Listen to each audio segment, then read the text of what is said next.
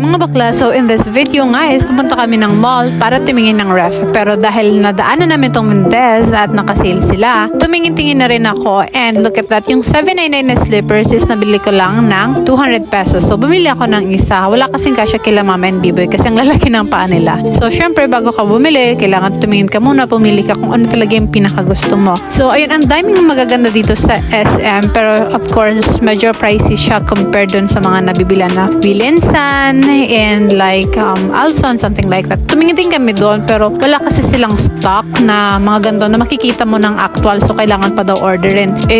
Parang mas maganda kasi nakikita mo na ng actual and natitest mo na rin, diba? So ayun nga, ang napili namin is itong Panasonic. I think that this is 19 cubic, so 6 feet ang taas niya. So malaking ref ito pero hindi siya double door kagaya ng gusto namin. So ayan naman ako. So yun nga rin yung nagustuhan ng asawa ko. Taba kong tingnan dun na. So ayun, umayos tayo ng face para maganda. Actually hindi ito yung nagustuhan ko. Medyo sana mas maliit-liit pa para medyo mas mura. Pero ito yung nagustuhan niya. So bibili lang rin naman daw. Dun ka na sa mas bongga. So which is okay naman talaga kasi pera niya rin naman ito.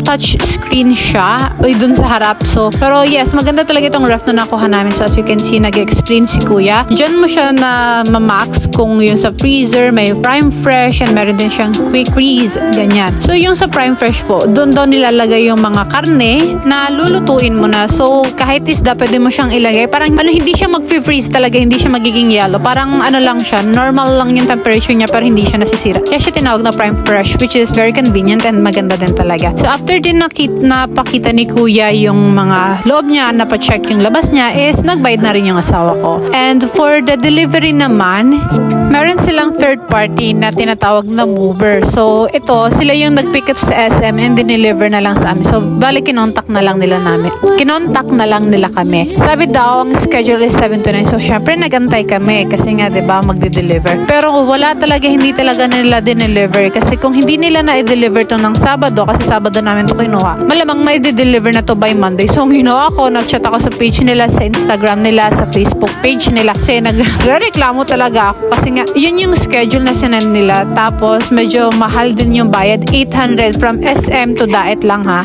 which is very expensive na for me. Tapos na-late pa sila. Biruin mo from 7 to 9 na dala nila ng alas 12 ng gabi, which is tulog na kami. So yun nga, mag-move on na tayo. And ayun nga, pagkagising nga na itong anak ko is dumiretso siya agad dito sa ref.